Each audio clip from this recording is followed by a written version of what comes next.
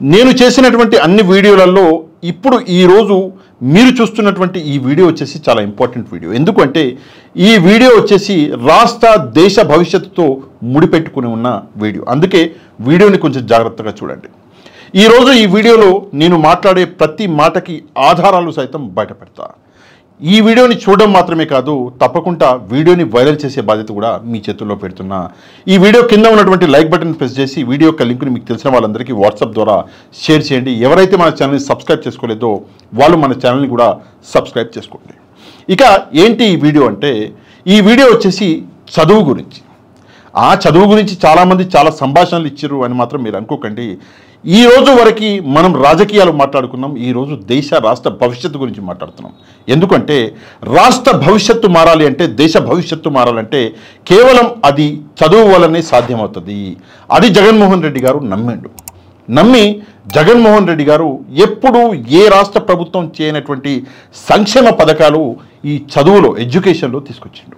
నిజంగా అమ్మఒడి జగన్మోహన్ రెడ్డి గారు తీసుకొచ్చిండు. ఇంగ్లీష్ మీడియం మనకు తెలుసు. 3వ తరగతి నుంచి టొఫెల్ అని చెప్పేసి జగన్మోహన్ రెడ్డి గారు తీసుకొచ్చిండు. 3వ తరగతి నుంచి సబ్జెక్టు టీచర్లు జగన్మోహన్ రెడ్డి గారు తీసుకొచ్చిండు. సిబిఎస్ఈ తీసుకొచ్చిండు. సిబిఎస్ఈ నుంచి ఐబీ కరికులం అన్నది జగన్మోహన్ రెడ్డి గారు తీసుకొచ్చిండు. 8వ తరగతి నుంచి ట్యాబులు జగన్మోహన్ రెడ్డి గారు ఇచ్చిండు. బైజూస్ కంటెంట్. నిజంగా ప్రైవేట్ స్కూళ్ళల్లో చదువుకునే విద్యార్థులకు కూడా బైజూస్ కంటెంట్ అందే పరిస్థితి లేకపోయినా బైజూస్ కంటెంట్ గవర్నమెంట్ స్కూల్ విద్యార్థులకి జగన్మోహన్ రెడ్డి గారు తీసుకొచ్చిండు. నాడు నేడు ప్రోగ్రాం తీసుకొచ్చిండు. 1వ తరగతి నుంచి 12వ తరగతి దాకా విద్యార్థుల జీవితాలలో నిజంగా ఒక ఆనందాన్ని నింపిండు జగన్మోహన్ రెడ్డి గారు. కానీ ఇప్పుడు వచ్చినటువంటి కూటమి ప్రభుత్వం ఏం చేస్తున్నదంటే, విద్యార్థుల జీవితాల్లో మళ్ళీ ఆ చీకటులను నింపే ప్రయత్నం అనేది చేస్తున్నది. ఎంత దారుణం అంటే, ఈరోజు మనం నిజాలు మాట్లాడుకోవాలి, తప్పకుండా మాట్లాడుకోవాలి. జగన్మోహన్ రెడ్డి గారు ఇన్ని తీసుకొచ్చిండు స్టూడెంట్స్ కోసం. వీటితో పాటు వసతి దీవెన, విద్యా దీవెన, ఈ రెండు కూడా తీసుకొచ్చిండు. ఎవరి కోసము అంటే, డిగ్రీ చదువుతున్నటువంటి విద్యార్థుల కోసం, ఇంజనీరింగ్ చేస్తున్నటువంటి వాళ్ళ కోసం, ఎంబీబీఎస్ డాక్టర్ చదువుతున్నటువంటి విద్యార్థుల కోసం. అంటే 1వ తరగతి నుంచి 12వ తరగతి వరకు ఇందాక నేను చెప్పినటువంటి స్కీములన్నీ అమ్మఒడితో సహా తీసుకొచ్చి, ఎవరైతే డిగ్రీ నుంచి మన ఎంబీబీఎస్ దాకా కూడా చదువుతున్నారో వాళ్ళ కోసం వసతి దీవెన, విద్యా దీవెన అని చెప్పేసి తీసుకొచ్చిండు జగన్మోహన్ రెడ్డి. ప్రతి విద్యార్థికి ఏదో ఒక మంచి చేయాలి.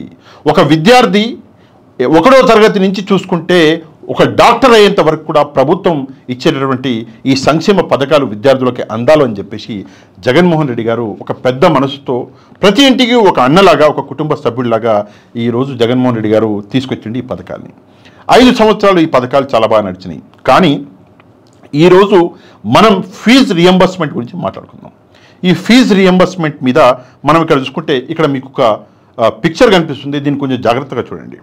వైసీపీ హయాంలో డిసెంబర్ నెల వరకు, అంటే డిసెంబర్ 2023 దాకా కూడా 12,609 కోట్ల రూపాయలు కేవలం విద్యా దీవెనకే ఖర్చు పెట్టింది వైసీపీ, అంటే జగన్మోహన్ రెడ్డి గారు. ఎంత? 12,609 కోట్ల రూపాయలు కేవలం ఒక విద్యా దీవెనకి. వసతి దీవెనకి 5,391 కోట్ల రూపాయలు ఖర్చు పెట్టింది వైసీపీ ప్రభుత్వం. మొత్తంగా చూసుకుంటే విద్యా దీవెనకి, వసతి దీవెనకి మొత్తంగా 18,000 కోట్ల రూపాయలు ఖర్చు పెట్టిండు జగన్మోహన్ రెడ్డి గారు. నిజంగా ఒక్కసారి ఇంటర్మీడియట్ అయిపోయిన తర్వాత మీరు ఐఐటి తీసుకున్నా, ఐటీఐ తీసుకున్నా, మనం డిగ్రీ తీసుకున్నా, ఇంజనీరింగ్ తీసుకున్నా, డాక్టర్ ఎంబీబీఎస్ చదువులు తీసుకున్నా కూడా వీళ్ళందరికీ ఈ విద్యా దీవెన, వసతి దీవెన అందాలి అని చెప్పేసి ఒక ప్రయత్నం చేసిండు జగన్మోహన్ రెడ్డి గారు. 18,000 కోట్ల రూపాయలు విద్య మీద, విద్యార్థుల మీద, అది కూడా నేను స్కూలింగ్ గురించి మాట్లాడతలేను, కేవలం ఈ డిగ్రీ లేదా మన ఏమంటారు ఇంజనీరింగ్ లేదా డాక్టరేట్ వీళ్ళ గురించి మాట్లాడుతున్నా. వీళ్ళకే 18,000 కోట్ల రూపాయలు ఖర్చు పెట్టిండు జగన్మోహన్ రెడ్డి గారు. మొత్తం ఇక్కడ ఎంత దారుణం అంటే, డిసెంబర్ 2023లో జగన్మోహన్ రెడ్డి గారు చివరిగా ఫీజు రియంబర్స్మెంట్ అన్నది చేసిండు. విద్యా దీవెన, వసతి దీవెన అన్నది ఇక్కడ విద్యార్థులకి ఇచ్చిండు. దాని తర్వాత ఏంటి అంటే, ఈ జనరల్గా మనం చూసుకుంటే ఇది ప్రతి ఒక్క త్రైమాసికం, అంటే జనవరి, ఫిబ్రవరి, మార్చ్ తర్వాత ఏప్రిల్లో ఇస్తారు. అంటే 3 నెలలది కల్పిస్తారు ఫీజు రియంబర్స్మెంట్ అనేది. డిసెంబర్ వరకు ఇచ్చిండు. జనవరి, ఈ సంవత్సరం జనవరి, ఫిబ్రవరి, మార్చ్ 3 నెలలది కలిపి ఏప్రిల్లో ఇవ్వాలి. కానీ ఏప్రిల్లో ఎలక్షన్ కోడ్ అడ్డం రావడం వల్ల ఇవ్వలేకపోయిండు.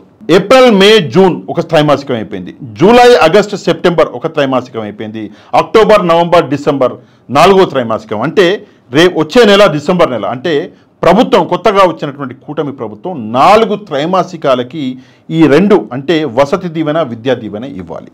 కానీ ఇప్పటిదాకానే కూటమి ప్రభుత్వం వచ్చినాక 2 త్రైమాసికాలకి కలిపి ఇవ్వాల్సిన పరిస్థితులు ఉండే కానీ ఇవ్వలే.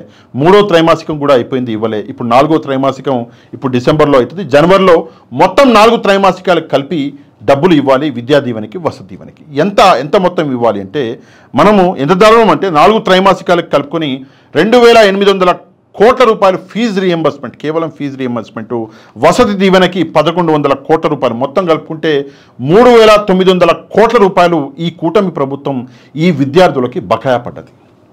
ఎప్పుడో ఇచ్చేయాలి. మీరు చూస్తే సరే జనవరి ఫిబ్రవరి మార్చ్ అంటే ఏప్రిల్ నెలలో ఇవ్వాలి, సరే ఎలక్షన్ కోడ్ వచ్చింది. ఏప్రిల్ మే జూన్ 2 కలిపి త్రైమాసికాలు జూలైలో ఇచ్చేయవచ్చు, వీళ్ళు వచ్చేసారు అప్పటికే, కానీ ఇవ్వలే. కానీ 3వ త్రైమాసికం అయినాక కూడా ఇస్తారేమో అని చెప్పేసి విద్యార్థులు అనుకున్నారు, అయినా కూడా ఇవ్వలే. ఇప్పుడు 4వ త్రైమాసికం కూడా డిసెంబర్ నెలలో వస్తుంది. ఎంత దారుణమో అంటే మొత్తంగా 3,900 కోట్ల రూపాయలు ఈరోజు విద్యార్థులకి బకాయా పడ్డరు. అంటే కేవలం ఫీజు రీఎంబర్స్మెంట్లోనే బకాయా పడ్డరు, విద్యా దీవెన వసతి దీవెనలోనే బకాయా పడ్డరు. అంటే దీనికంటే దారుణం ఉండదు. ఇక విద్యార్థుల పరిస్థితి ఏంటంటే మొత్తానికి ఫీజులు ఇవ్వలేక కాలేజీలకి వెళ్ళని వాళ్ళు, లేదా చదువు పూర్తయిన తర్వాత కాలేజీలు సర్టిఫికెట్లు ఇవ్వకుండా సతాయించేటటువంటి విద్యార్థులు 11 లక్షల మంది, ఆంధ్రప్రదేశ్లో 11 లక్షల మంది విద్యార్థుల జీవితాలు ఈరోజు రోడ్డున పడే పరిస్థితికి ఈరోజు ఈ కూటమి ప్రభుత్వం తీసుకొచ్చింది. దీనికంటే దారుణం ఇంకోటి ఉండదు. విద్యార్థులు రాష్ట్రాన్ని రేపు పొద్దున పాలించే వాళ్ళు, రాష్ట్రాన్ని మంచి వైపు నడిపించేటటువంటి వాళ్ళు విద్యార్థులు.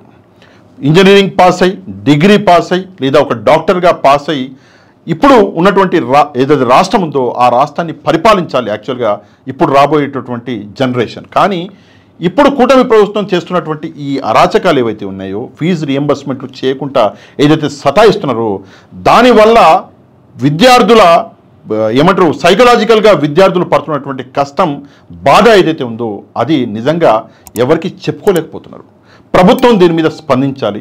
ఏదైతే యాక్టివిటీస్ ఇప్పుడు కూటమి ప్రభుత్వం చేస్తున్నదో అందులో విద్యార్థులకి పెద్దపీట వేయాలి. ఫీజు రీఎంబర్స్మెంట్లు, ఈ విద్యా దీవెన వసతి దీవెన ఏదైతే ఉన్నాయో, సరే మీరు స్కూల్ జోన్లో స్కూల్ స్టూడెంట్లకి అమ్మ ఒడి అది ఆపేరు, ఇంగ్లీష్ మీడియం ఆపేసారు, అవన్నీ సరే, అది తర్వాత మనం మాట్లాడుకుందాం. ఈరోజు కేవలం ఫీజు రీఎంబర్స్మెంట్ గురించి మాట్లాడుతున్నాం కాబట్టి ప్రతి ఒక్కటి డేటాతో సహా మీ ముందు పెట్టిన దీన్నే జగన్మోహన్ రెడ్డి గారు నిన్న ట్వీట్ కూడా చేసిండు, మీరందరూ చూసుంటారు. తప్పకుండా దీని మీద కూటమి ప్రభుత్వం స్పందించి విద్యార్థులకి ముందు ఫీజు రీఎంబర్స్మెంట్ రిలీజ్ చేయాలి. ఇప్పటిదాకా 3 త్రైమాసికాలకు ఇవ్వాలి, ఇమ్మీడియట్గా 3 త్రైమాసికాలకు రిలీజ్ చేస్తే విద్యార్థుల బ్రతుకులు బాగుపడతాయి. దీని గురించి తప్పకుండా మీరు కూడా కమెంట్ చేయండి. ఈ వీడియోని తప్పకుండా వైరల్ చేసే బాధ్యత మీ మీదే పెడుతున్నా. వీడియో కింద ఉన్నటువంటి లైక్ బటన్ని ప్రెస్ చేయండి. ఈ వీడియో యొక్క లింక్ని మీకు తెలిసిన వాళ్ళందరికీ వాట్సాప్ ద్వారా షేర్ చేయండి. ఎవరైతే మన ఛానల్ని సబ్స్క్రైబ్ చేసుకోలేదో మన ఛానల్ని సబ్స్క్రైబ్ చేసుకోండి. నెక్స్ట్ వీడియోలో మళ్ళీ కలుద్దాం. అంతవరకు థ్యాంక్ యూ వెరీ మచ్. జై హింద్.